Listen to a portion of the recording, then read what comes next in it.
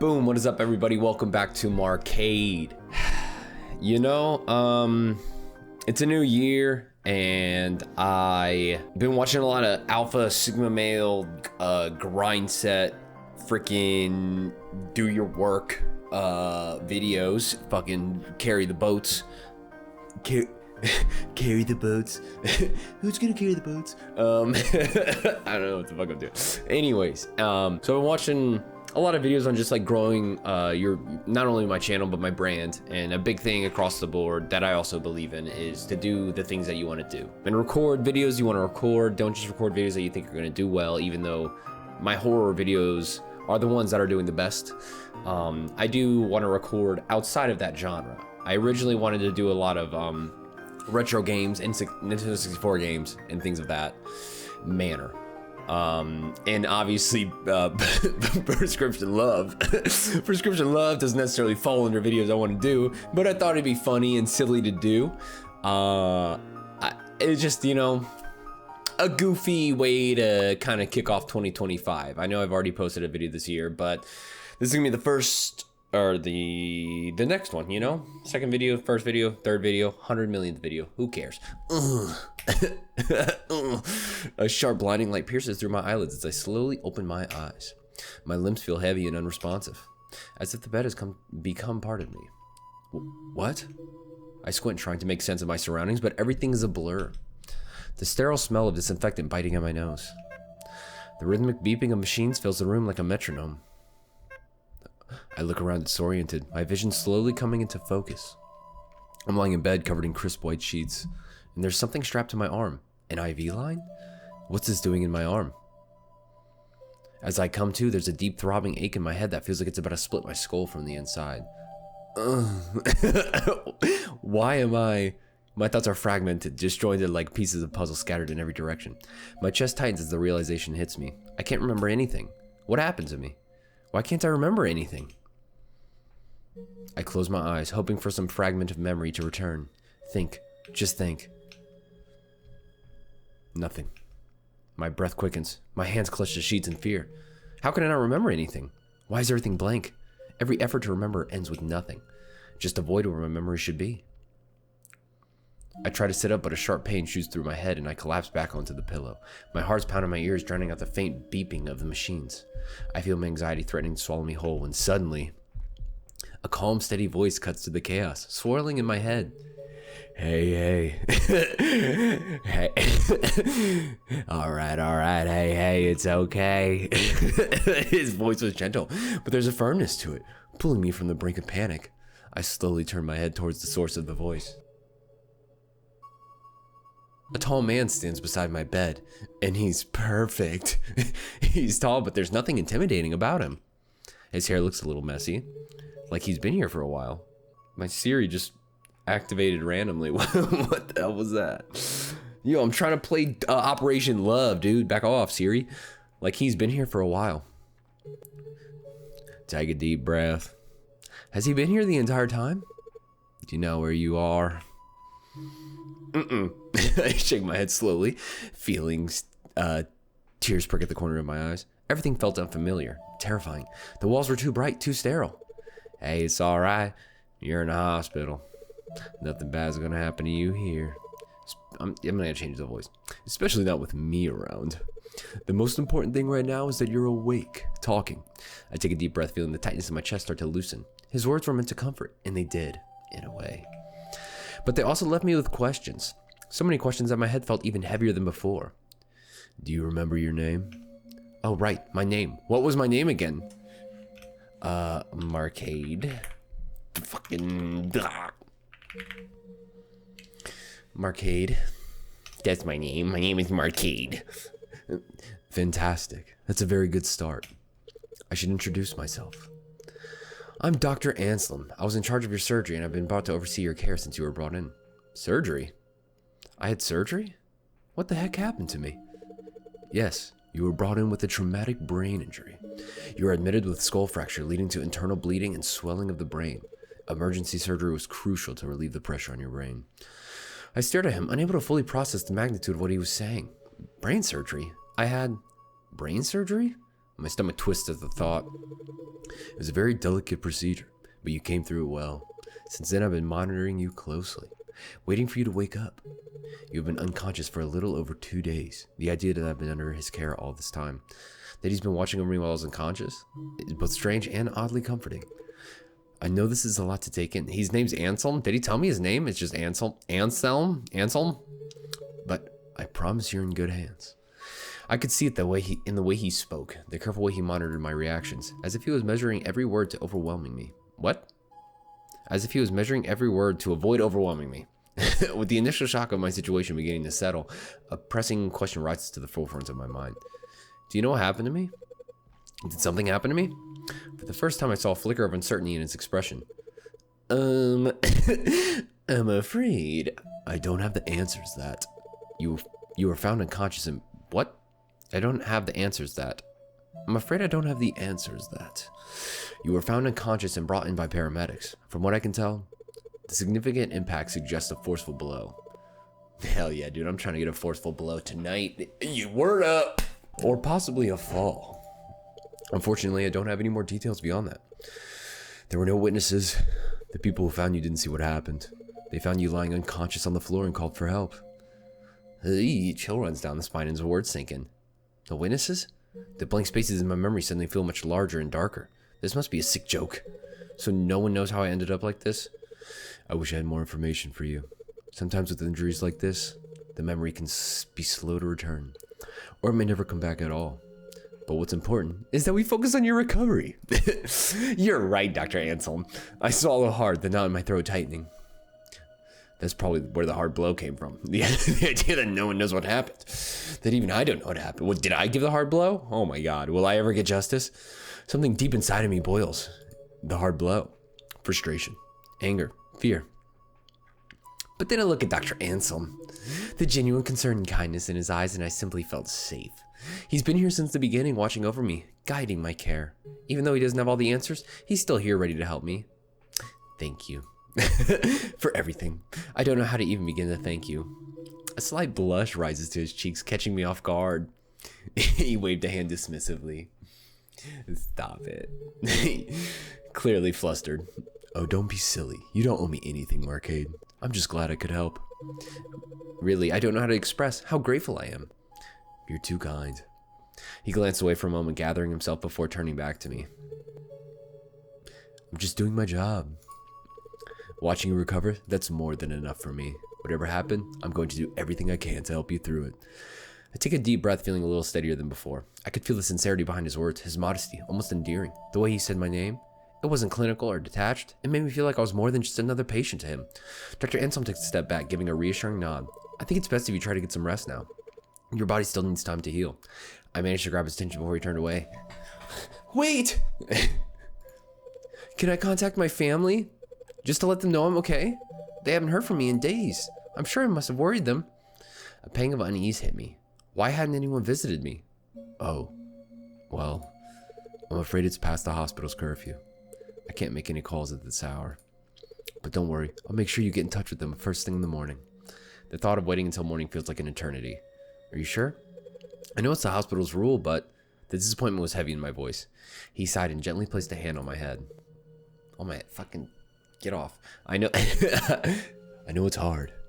But right now the best thing you can do is focus on getting a good night's rest. Dude, I've been resting. I've been in a coma, right? I've been asleep. I had emergency surgery. I've been sleeping this whole time. His hand rested there for a moment longer before he pulled away. Get off of me. Your body has been through a lot. Rest is crucial for your recovery. I promise as soon as it's morning, we'll make those calls. Your family will be the first to know. Okay. I murmured, unsure but too tired to argue. Just try to relax now. The severity of my situation still lingers, but there's also a sense of exhaustion settling over me, pulling at my eyelids and making my body feel heavy. Maybe he's right.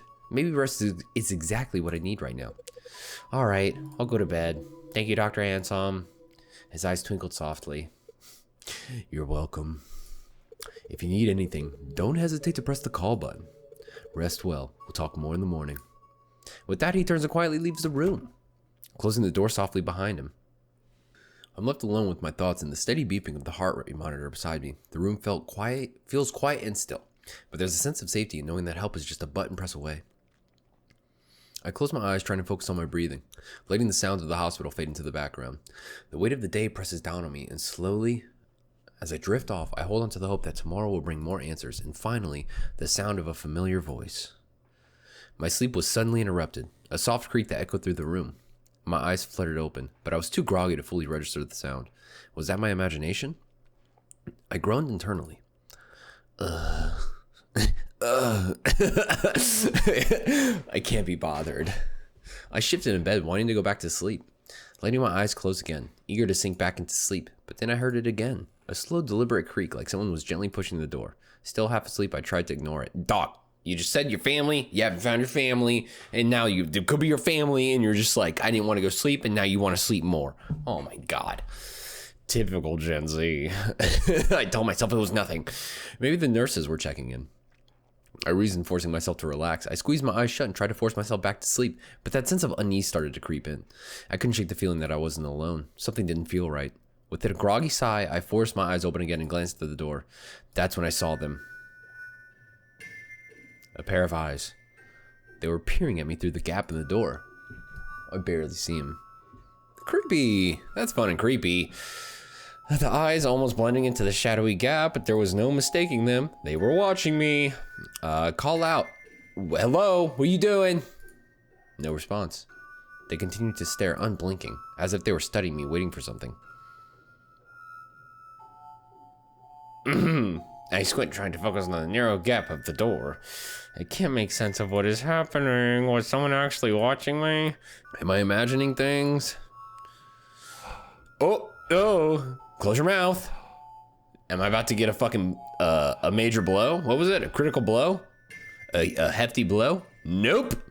Then in a moment of clarity, I remembered the call button beside my bed. It was right there within reach. My lifeline help. I fumbled it with it with trembling my hands. My fingers finally finding the button. Oh shit. Then I pressed it. The eyes vanished. One moment they were there, and the next they were gone, as if they'd never existed. I quickly sat up in bed, staring at the door. The gap was now empty. I listened carefully, and then I heard it. The soft sound of footsteps, light and hurried, moving way down the hall. My pulse quickened, my mind reeling from what had just happened. Within seconds, Dr. Anselm enters the room. He's just 24/7 on call. I came as fast as I could. His eyes immediately swept the room, searching for some unseen threat. Why would he think that there's a threat, dude? I could have been, dude, having chest pains, and he's like, where's the fucking burglar? It's Dr. Anselm. I'm calling it from the fucking jump, dude. Dr. Anselm was peeking on me because I'm sexy. I could see concern in his expression as he turned to me. Is everything all right? You pressed the call button. Did something happen? Someone was. I saw eyes staring at me. And they vanished the moment I pressed the button. I watched his eyes scan the room. He walked over to the door, glanced in the hallway before turning back to me. There doesn't seem to be anyone. You know? Sometimes when we're exhausted, we see things that aren't really there. It's not unusual, especially when under a lot of stress. I shook my head. No, I'm sure of what I saw. They were right there. I even heard footsteps leaving after I pressed the button. Don't worry, I'll have someone check the security cameras to see if anyone was in the hall. For now, try to get some rest. I promise nothing bad is going to happen to you. He gave me a reassuring smile before leaving, but I couldn't see the uncertainty in his eyes. Dude, what if I'm not even in a hospital? What if Dr. Anselm isn't even a real doctor? Where am I? Where am I? Oh my God, as the door closed, I lay back down. I glanced at the door, half expecting to see those eyes again. I knew I wouldn't be able to sleep now after what I saw. And the doors closed. Before I knew a morning had arrived. I must have fell asleep somehow, despite the relentless unease from the night before. I still feel exhausted. A soft glow of sunlight filtered into the room.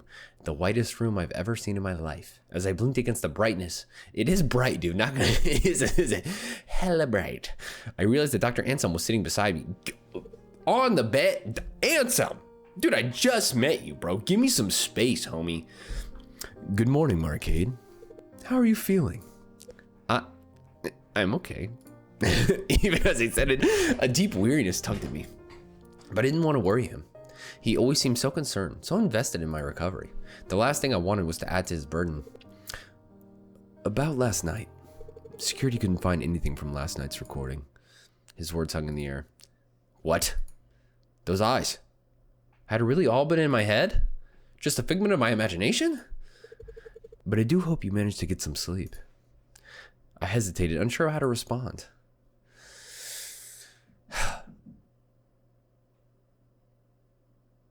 Someone just knock on my fucking door?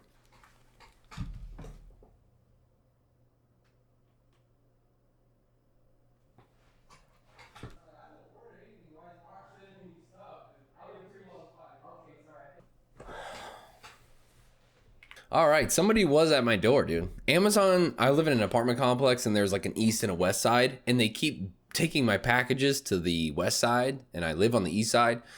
I live on the east side, dog. They keep taking them to the west side. I'll cut that part out. And I've been like going back and forth with Amazon, like, how do I'm skipping. How do I not skip? How do I not skip? Okay. And they keep bringing my packages, and I didn't know where they were going, but they're not leaving photos. Oh God. They're not leaving photos of like where my stuff is. And so I've been like trying to figure out where it is and like what's going on, why the Amazon driver keeps like not bringing me my stuff. And now I have a bunch of packages I have to return because they would send me new stuff. And then now this dude who lives on the other side was like, hey, here's all your stuff. And so now I have a bunch of packages I have to bring back. What a pain. Anyways, I let it go, dude. I just woke up from brain surgery. Yeah, I did. But the truth sat heavy in the back of my mind, a weight I couldn't quite shake. Even though the memory of last night still gnawed at the edges of my mind, there was no use in overthinking it now. Trying to focus on something else, I reminded him. About the call you promised last night. To my family? Of course, I remember. I promised, and I always keep my promises. He reaches into his pocket and pulls out a hospital phone, handing it over to you. It's just like this giant fucking home phone attached to a wire. It's like into his pocket. Here you go. Let's get that call made. I eagerly take the phone. I dial the familiar numbers and press the phone to my ear. The phone rings once, then twice, and keeps ringing. I wait, holding my breath. No one answers.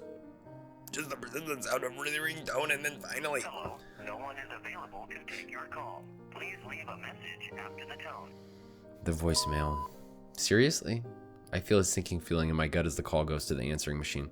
I lower the phone. I can't hide my disappointment on my face. I don't even try to mask it. No one answered. Dr. Anselm places a comforting hand on my shoulder, grounding me in the present. His touch was warm, comforting. I looked up and his expression mirrored the sadness I felt. I'm sorry. I know how much you wanted to speak with them. Maybe they're busy is all. Don't worry. I sighed, trying to push down the disappointment. Yeah, you're right. I tried to sound convincing, but the emptiness lingered.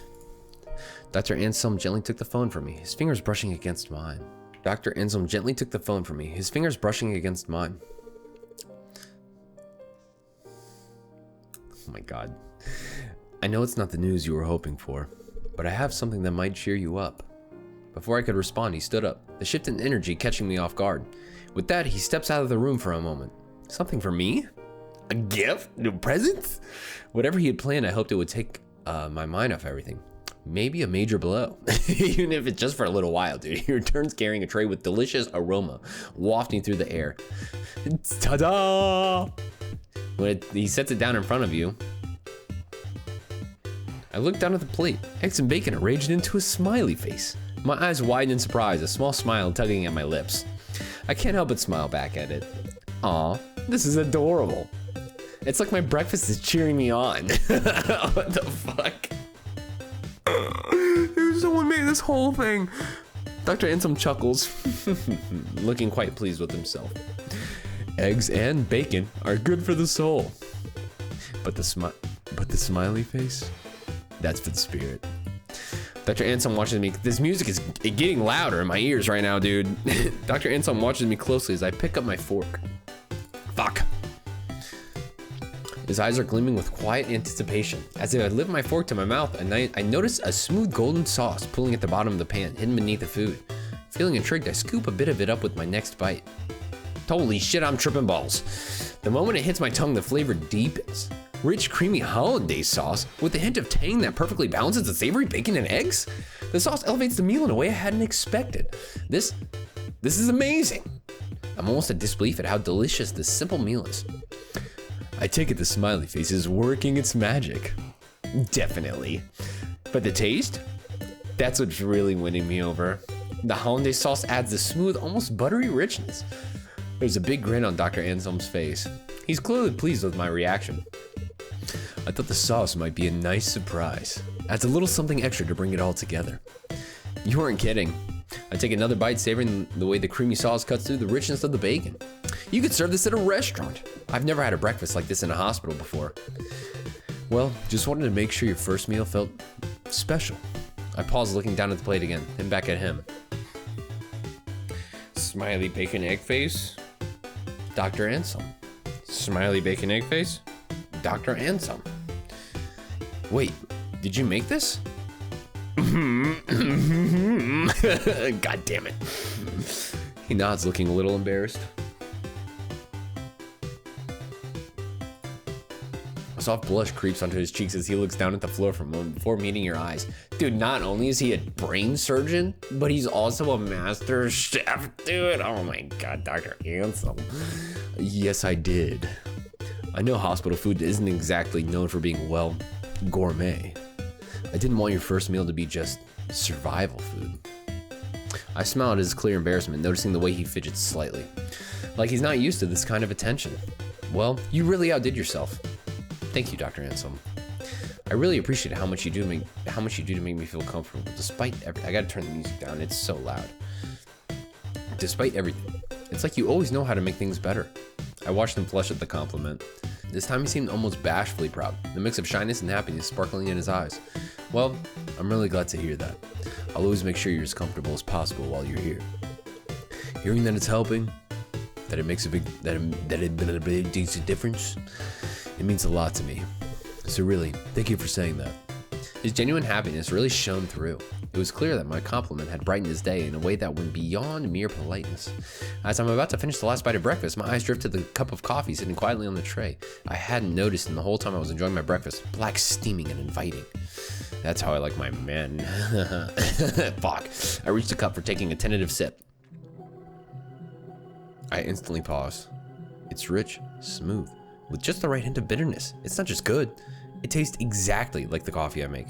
Not close, not similar, exactly.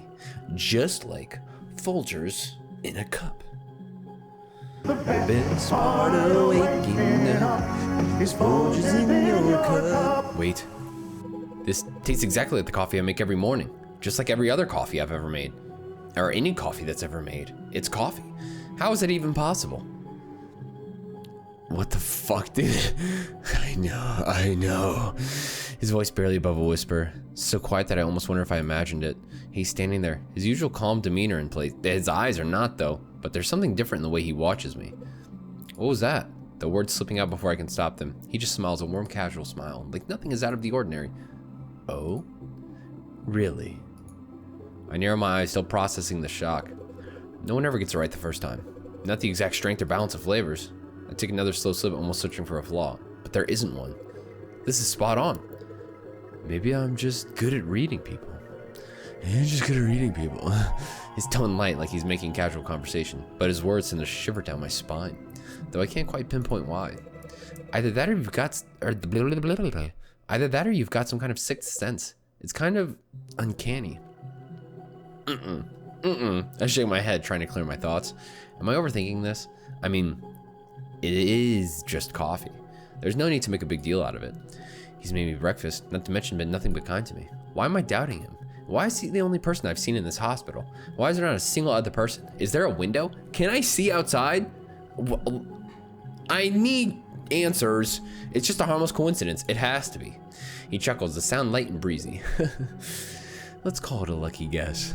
You just strike me as someone who enjoys strong coffee, but I'm glad I could make something right for you. Yay, back to normal, happy Dr. Anselm self. His words are genuine. I suddenly feel guilty for letting my mind wander like that. He's been so considerate. Maybe I'm reading too much into things. I take another sip of coffee, feeling the warmth spread through me. Relaxing a bit. He's just trying to make my stay a little more bearable, going above and beyond because he cares. I shouldn't doubt him. He's done nothing but try to help me. As I set the cup down, I glance back at Dr. Anselm, who's watching up with that same gentle smile. The warmth of the coffee lingers on my tongue, and the unsettling thoughts fade in the background. Thanks, Dr. Anselm. It does make a difference. You're very welcome, Arcade. As he glances at his watch, his expression shifts ever so slightly. You should probably get some rest now, he says, as though he's reminding me of something important. You've had a long morning, and it's important you don't overexert yourself. Dude, I had breakfast. A long morning. I'm fine, Dr. Anselm. Dr. Anselm smiles, but there's a firmness in his gaze that makes it clear he's not going to entertain any arguments. I know you're strong, but you still need time to heal yourself. Pushing yourself won't help. He steps closer, his hand lightly brushing the edge of the blanket as he adjusted over my legs. There's a tenderness in his gesture, something careful and deliberate. You need to take it easy. An unexpected wave of fatigue hits me. He drugged me, dickhead, leaving me more tired than I anticipated. Whoa, am I experiencing the effects of a food coma? Crazy, a mukbang. I sigh, feeling the pull of drowsiness become harder to resist, as if sensing I know what a mukbang is, guys. Okay? As if sensing my thoughts, he offers me a reassuring smile. I'll be back to check on you later. Alright. Alright, but literally, you better not be drugging me. And you better not be actually the person who kidnapped me and put me into this mess. Otherwise, I'm gonna be pretty mad. With that, he quietly leaves the room, closing the door gently behind him. I'm probably having a food coma. Dr. Anselm did say I need a lot of rest. I close my eyes and nuzzle my face against the pillows. Time slips by. I'm finally awake from my peaceful nap. I rub my eyes, trying to shake off the drowsiness. Something catches my attention. The door to my room is slightly ajar.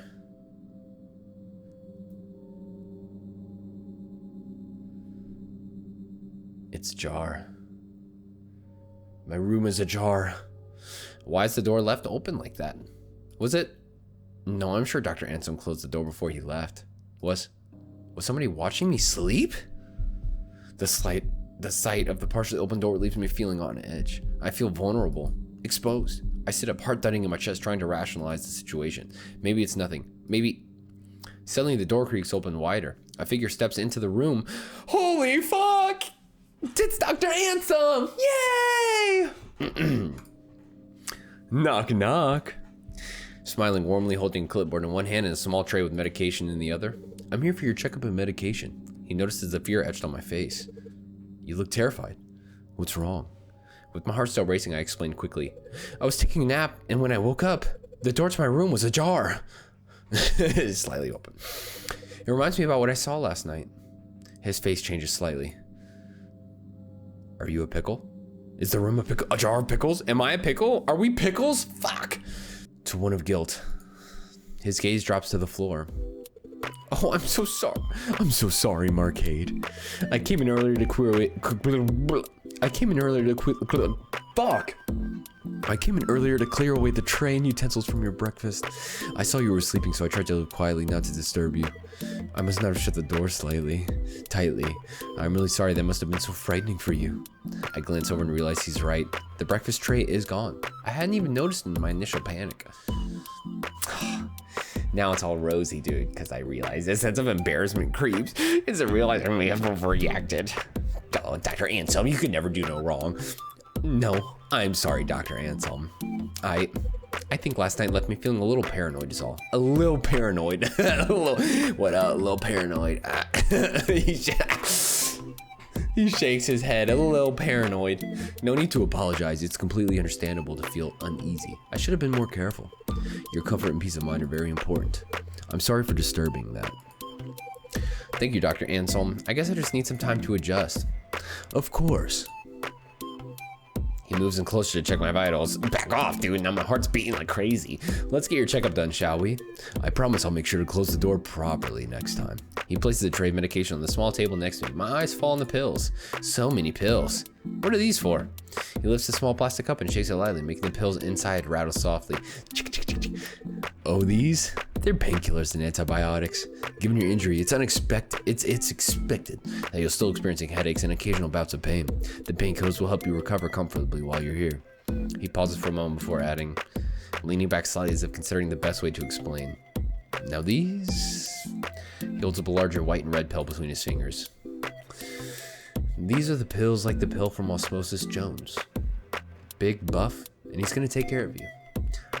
Also, I'm just realizing, I'm sorry for the mess in the background. Also, if you can see, my fucking cute little cat, dude. He's so fucking small. Look at, he's closing his eye. It's a bright light. I'm sorry, buddy.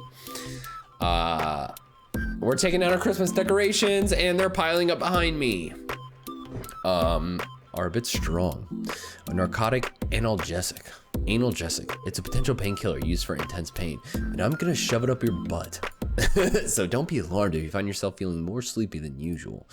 Typically happens after a prostate orgasm. He points at the antibiotics, ensuring you're following along, then continues.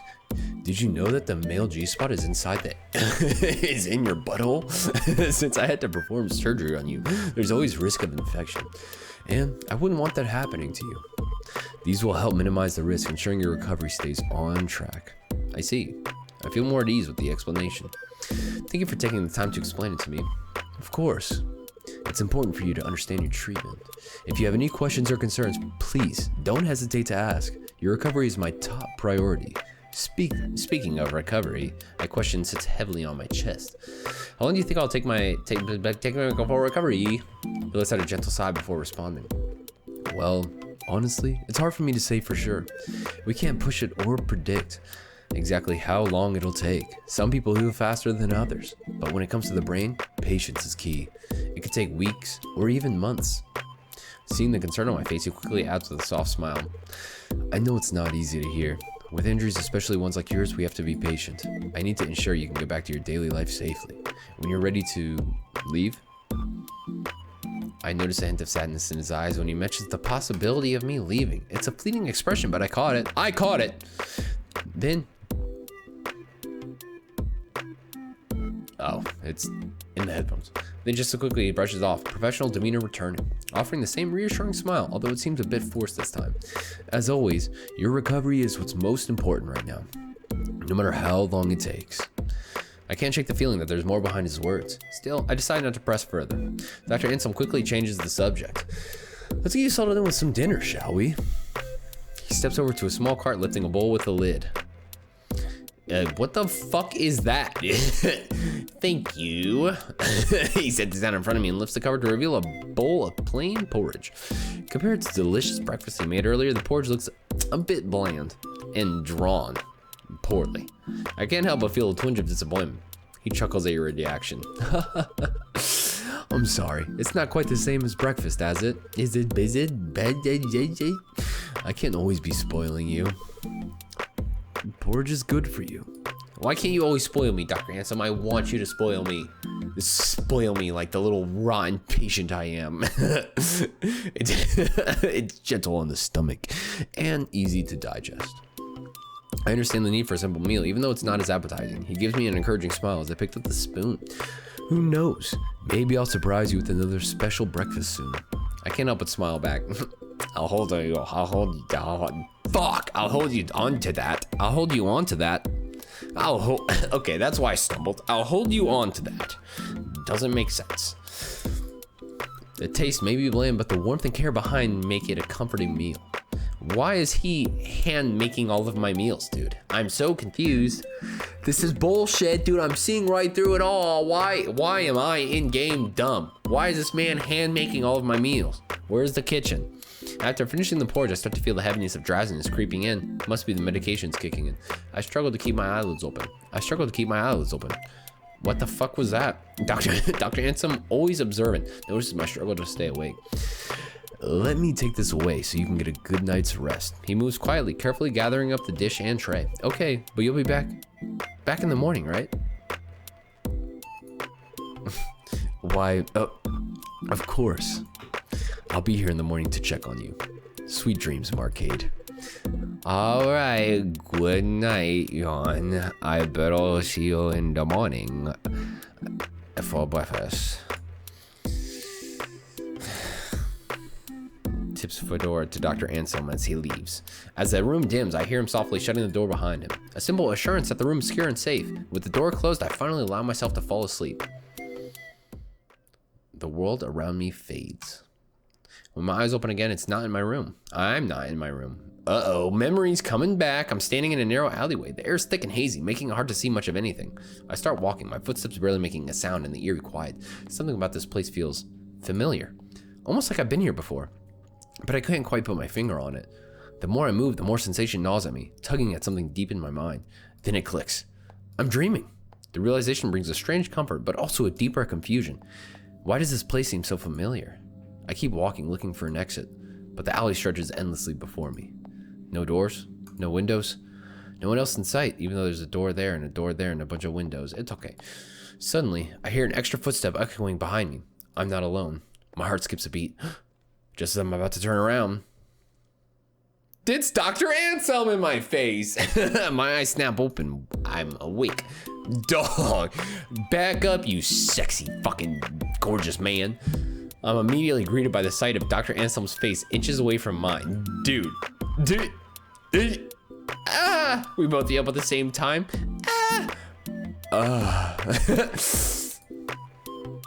He jumps back so fast he nearly knocks over the tray beside me, my bed.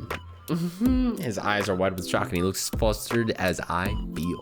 My heart's still pounding in my chest just from the dream, but from having him this close to my face. I open my mouth, but no words came out, feeling shy under his gaze. Here's the thing. If this dude kidnapped me, right, and he's holding me a hostage or whatever the fuck is going on, this is a sexy dude, right? Like, arguably, this is a sexy man. Why do you need to resort to kidnapping me, dude? I would just go with you willingly, Dr. Anselm. You don't need to do this, even if you're not a doctor, even if you're just a regular dude.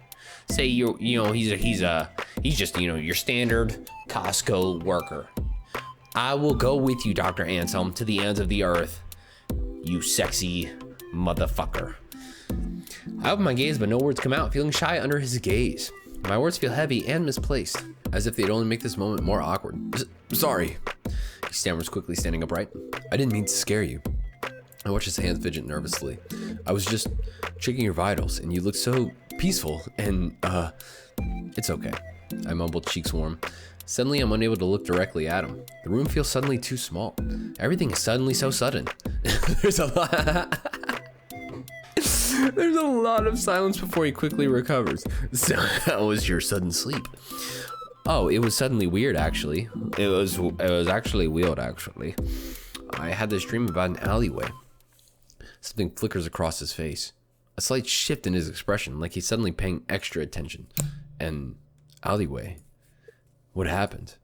I don't know. I shrugged, still feeling a little bit off the dream. I was just walking and then I heard footsteps behind me, like someone was following me, but I woke up before I could turn around. He listens carefully, eyes focused on me like he's considering something. There's a moment where I think he might ask more, but he doesn't. He gives a small chuckle. Does sound like a strange dream, but dreams are usually made up of random thoughts and feelings all mixed together. I wouldn't worry too much about it. I release a breath. No, I didn't realize I was holding. Yeah, you're right. Thanks for that, Dr. Anselm. Of course. He gestures to a small tray on the bedside table. Anyway, I brought your breakfast. I hope you're hungry. Hey, fuck, is that lobster? What is that? Oh, it's salmon. Okay. I look over, noticing a bowl of salmon and rice. I thought some of it had spilled onto the tray. His eyes widen in horror as he notices the mess. Oh no, I didn't realize. I'm so sorry. I can bring you a fresh one. It won't take too long. Before he can leave, I reach out, my hand gently stopping him. No, it's fine, really. I want to eat it. All of it. Fuck, dude. It looks delicious. I pick up the spoon and take a bite before he can leave. Then the world is golden and happy every time I eat Dr. Anselm's food, unless it's fucking coffee. And then I have a fucking anxiety nightmare. The buttery taste of Dr. Anselm immediately fills my mouth and I smile at him. See? It's perfect. I say in my mouth, muffled slightly by the food. His face softens, the guilt fading from his face. He watches me for a moment. There's something tender in his gaze that makes my chest warm. I'm glad you're enjoying it, even if it's not exactly how I planned. After savoring the final spoonful of breakfast, I wipe my mouth and glance at Dr. Anselm, who is busy tidying up the tray. Hey, Dr. Anselm? Can I go on a short walk? Yeah, I just need a change of scenery, stretch my legs a bit. He immediately stops what he's doing and turns to me. I'm afraid you can't do that yet. You're still not fit enough to exert yourself. I furrow my brow slightly. Not even walking?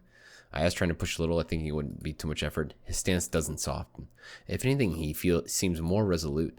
Even walking. The finality in his tone makes it clear that he's not budging on this. Just outside my room? Absolutely not. There's a hardness in his expression that catches me off guard. For a brief moment, I feel a small flicker of fear. But just as quickly as it came, it's gone again, and it's Dr. Anselm. The intensity melts away and his usual gentle demeanor returns. It's for your own good. Even a short walk could set you back. I need to make sure you're fully recovered before you go exerting yourself. His explanation is calm, but the memory of that sudden shift lingers. Still, I nod, reminding myself that the doctor knows what's best for me. Very good. I do know what's best for you. Now sit down and let Papa Anselm take care of you. The firmness in his voice now replaced with a tone of approval. I sink back into the bed, exhaling softly. But I'm suddenly overwhelmed by the sense of sleepiness. Wait, did I take my medication? The thought floats lazily into my mind, feeling distant and hard to grasp. Fuck, dude. I try to focus on Dr. Anselm, but his figure starts to blur.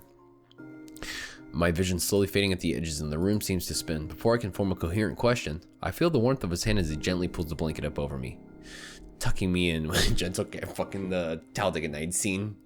I love you, Ricky. Tucking me in with gentle care, but it all feels distant. I want to speak, but my body feels heavy and my thoughts scatter.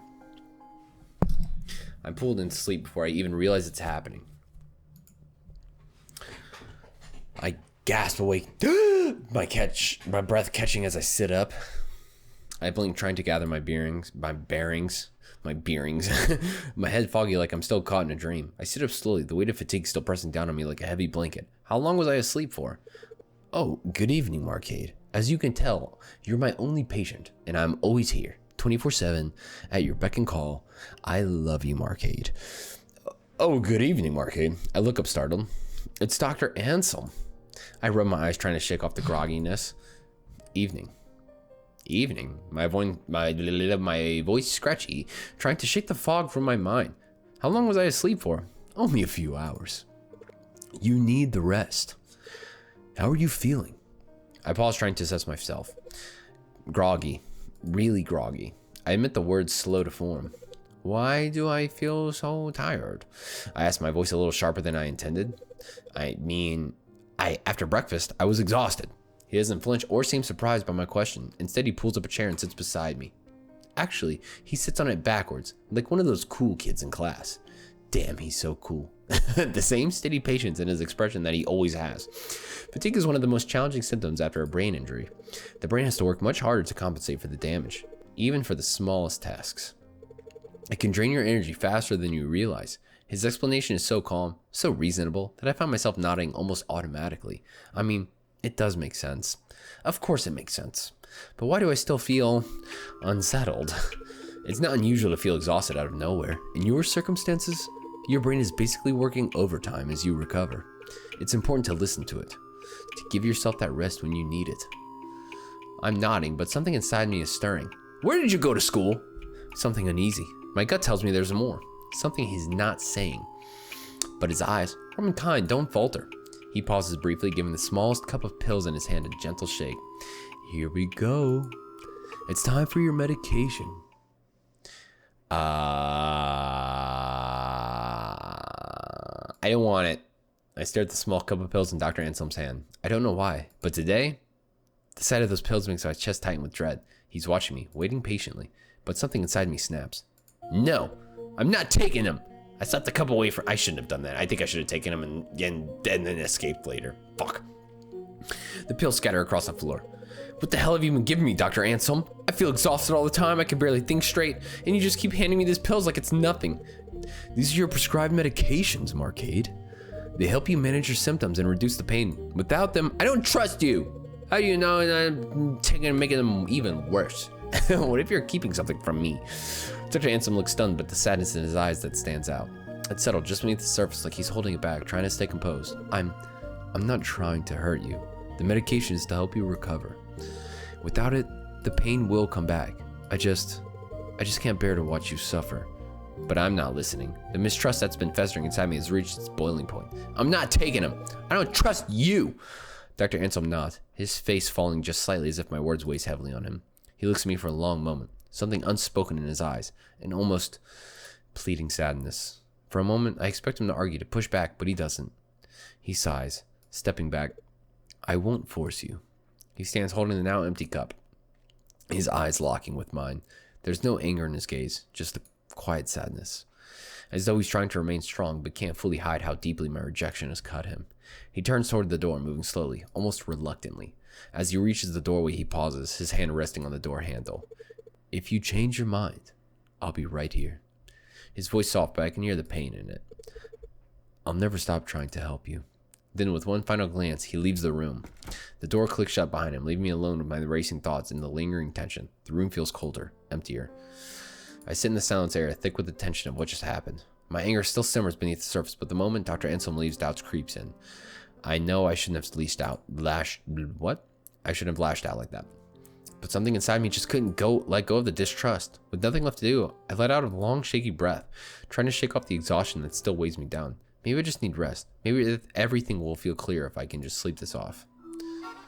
But almost immediately, a sharp stabbing pain erupts inside my skull, so intense that it rips a gasp from my throat. The pain is unbearable, instant, and overwhelming. It's as if something inside my head is clawing, tearing, ripping to break free. I clutch my head in hand, squeezing as hard as I could, somehow crush the pain away. But it's useless. Oh shit. My vision blurs and darkens, the room twisting and warping around me. He was good the whole time. I'm just a crazy person. I can barely see. I need help. I need to call someone.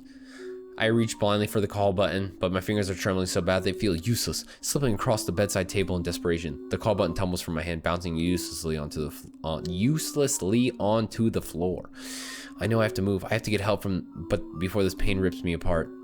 I force myself to stand, stumbling forward like a puppet whose strings have been cut. My legs give out beneath me, the world spinning as I fall. Crunch. The sound is horrible. A wet snapping noise that reverberates through my body. It's as if something inside me snapped, but I don't know what. My neck? My spine? Oh, fuck, dude. Am I dying? Oh, fuck, dude. I hit the floor crumbling in a heap. Marcade! Marcade! I barely registered the sound of someone calling out my name. I can't move. I can't breathe. Please, stay with me, Marcade. Marcade! This is all my fault. Please, Marcade, don't. But I can still hear them, barely calling out to me again. Their voice breaking, filled with the immense desperation. My head hangs to the side, heavy and limp in their arms. The warmth tightens around me, holding me close. But I'm slipping. And then, complete silence. Fuck, dude! Oh, god damn it, dude! Fuck! How long have I been 50 fucking minutes, dude? I just recorded for 50 minutes. And I fucking died. Oh, I'm so mad, dude. Fuck. All right, man. That was Prescription Love, dude. Damn it. You know, I'm pissed, dude. That was Prescription Love. Thank you guys so much for watching. If you watched, dude, I have no idea. If you did, if you made it to this point, 5 likes. That's all I want. 5 likes is the goal, and we're gonna play to get to the end of the game. I'm gonna record it probably right now, but 5 likes is the goal, and I'll release those. So let me know if you want to see more of this, whoever you are. And if we're at 4 likes, dude, share it with a friend. Tell them to go like it. Tell them, dude, 5, that's nothing. I don't know why I'm begging for likes, dude. I don't care. I'll release it. I won't. Who knows? Anyways, that's Marcade, everybody. Mojito says goodbye. Thank you so much for watching, and so do I. Peace out, everybody. Like I said, this is where we left off. It did not pick up. I didn't save here. So I had to go all the way back through the game. It didn't take super long because I kind of speed turboed through it. But I did choose all of the same choices up until now. So everything's the same. I'm just going to accept the medication and we're going to roll forward. I take it from him. The pills rolling slightly in the plastic as I tilt the cup in my hand. These will help. You've been pushing yourself. Your body needs the support. I nod, lifting the cup to my lips. The pills go down easily with a sip of water. The taste familiar, leaving a slight bitterness on my tongue like always. I feel a little more at ease. The fog in my mind starts to clear, if only slightly. Good. Don't worry. I will take care of you. You'll start to feel better soon. There's something always so reassuring about him. His quiet patience, the way he never seems frustrated even when I ask the same questions over and over. It's like he understands without needing me to explain. Thank you. I say softly, sinking back into the bed. The sheets cool against my skin. My eyes are still heavy, but I'm less tense now, more at ease. His presence always seems to have that effect on me. Dr. Anselm stays seated beside me for a moment longer. Then he stands slowly, as if not wanting to disturb the calm that settled over the room. If you need anything, just press the call button. The call button. I'm always here for you. As the door closes softly behind him, the room feels quieter, but in a peaceful way. Like all the tension has been drained away. I pull the blanket up around me, feeling safe, cared for, feeling so safe, and finally ready to rest. Dr. Anselm's words linger in my mind as I close my eyes. I'll always be here for you. With that thought, I let go of the last of my worries and let sleep take over, trusting that when I wake up, I'll still be in good hands. What the fuck is going...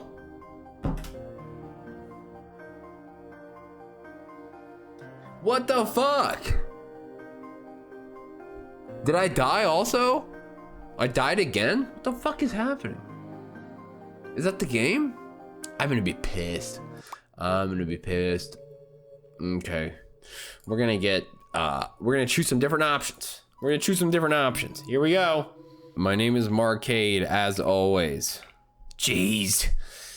All right, there's someone outside there. What do we do? We're gonna do nothing. Because I'm scared of Dr. Anselm, and so we're just gonna see how things go. I pretended I hadn't seen anything, but I couldn't. I was paralyzed. My gaze locked with the eyes in the door. I squint, trying to focus on the narrow gap of the door. I can't make sense of what was happening. Was someone actually watching me? Am I imagining things? Nope. Then in a moment of clarity, I remembered it was all right there within reach. Okay, blah, blah, blah, blah. I'm gonna insist. I insist. My breath hitched and anger flared in my chest. Are you serious? I snapped, my voice louder, harsher than I meant. I could feel the frustration boiling over, too intense to hold back. There was someone there, Dr. Anselm. I wasn't imagining it. I could feel them watching me. And you're telling me that there's no proof? How am I supposed to sleep knowing that this creep is still in the building? Dr. Anselm looked sad, like my reaction wounded him somehow. He opened his mouth to say something, but no words came out for a moment, and the silence between us grew thick with tension. I'll talk to them again later. His voice softer now, as though my anger had deflated him. I promise I'll dig deeper into this. I don't want you feeling unsafe. He paused, a quiet sadness in his eyes that I couldn't fully understand. You're right. I'll make sure they take a closer look. Try to focus on something else, I reminded him. Trying to focus. About the call you promised last night to my family? Of course I remember. I promised blah, blah, blah, blah, blah. Yeah, happy eggs. Hooray. Okay, I guess, can I try calling my family again, dude? Of course, let me get you the phone.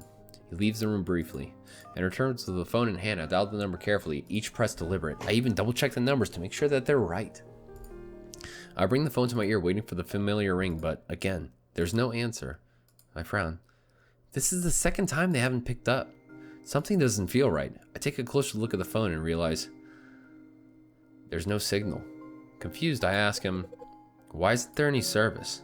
Dr. Anselm pauses for a beat before offering a quick response. What the whoa, what was that shit? Dr. Anselm pauses for a beat before offering a quick response. Oh, it's probably, yo, I cannot read that. It's probably just a connection issue with the trigger building. What the fuck, dude? I can't help but feel the explanation felt strangely rushed. The room feels too quiet now, like the silence is pressing down on me. I sink back into the bed, exhaling softly. But I'm suddenly overwhelmed by the sense of sleepiness. Wait, did I take my medication? The thought floats lazily into my mind, feeling distant and hard to grasp. Fuck, I try to focus on Dr. Anselm, but his figure starts to blur. Damn it, I'm going to sleep. My vision slowly fading at the edges. The room seems to spin, blah, blah, blah, blah, blah. Here we go. Why do I feel so tired? But energy is faster than I realize. Fuck. So there's nothing. There's nothing. I just fucking die no matter what. Is this the game? What the fuck? Is that the game, dude? Oh, I'm so pissed. Fuck me, dude. An hour and we don't even have any resolution at all? Is there like a fucking Prescription Love chapter 2? What the fuck? There it is. This is a demo. Visual novel is still under development. Fuck. Oh, fucking living slime, dude. Come on, living slime. We need more Dr. Anselm. Shit, man. Oh, I'm upset. I am upset. Yo soy upset ho. All right, living slime. You better pop this update out soon, dude. I need to know what goes on. So I know what to choose, and don't reject the pills because you die. And accept the pills, and then life ends. So what you gonna do, you know? Anyways, thank you so much for watching. This was a very short update, but that's to let you know that there's going to be a further update. Anyways, thank you so much for watching. Like, comment, subscribe, blah, blah, blah. Peace out, y'all.